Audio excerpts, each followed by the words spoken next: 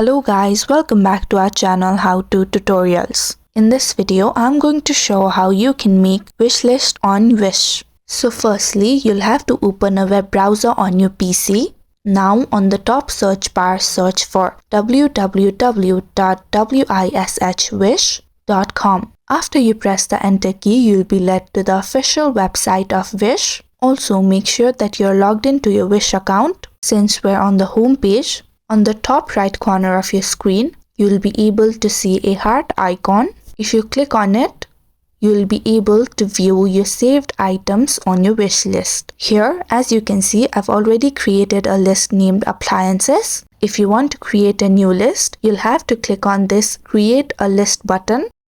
You can also name the wish list on this box. After naming the wish list, all you'll have to do is click on this Create button, and you'll have successfully created a wish list. So it is that easy to make a wish list on Wish. And if you found the video to be helpful, don't forget to like, share and subscribe to our channel.